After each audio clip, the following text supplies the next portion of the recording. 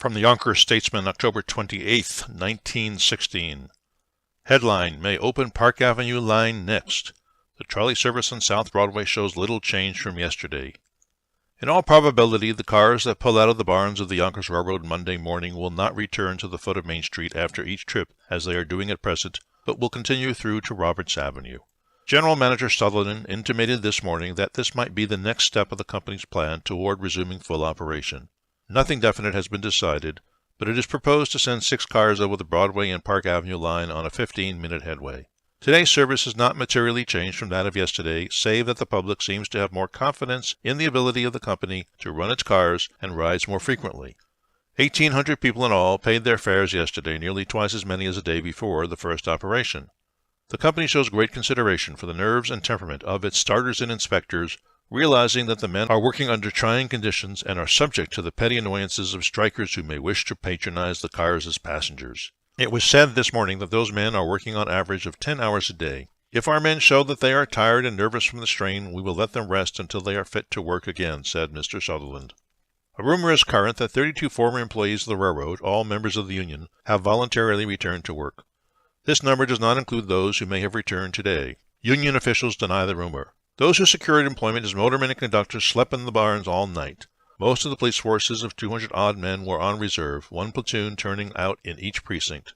The charge that the city was again without police protection was emphatically denied by both policemen and officials. Union President Hoey alleged that more than 20 people were being paid to ride in the cars of the Yonkers Railroad Company. In this way, he said, passengers are induced to get on, seeing the cars well filled. Most of those professional riders get on at the foot of Main Street. This kind of trolley service is a joke, was his comment. But if the public is satisfied with it, let the company continue to run half a dozen cars each day. Questioned concerning the operation of the proposed Jitney bus line, Mr. Hoey seemed a bit reticent. We didn't get enough buses the other day, was all he would say. Headline, Germans cross Romanian border. The Teutonic drive against Romania continues with little diminished velocity, a new success being announced. On the Moldavian frontier of Romania, the Russo-Romanian defense appears to be weakening. Petrograd reports a strong offensive by Austro-Germans where violent attacks compelled the Russian advance posts to fall back, abandoning the heights. Berlin reports the repulse of strong British and French attacks north of the Somme yesterday, and also declares several French attacks along the new lines of the Verdun sectors were repulsed.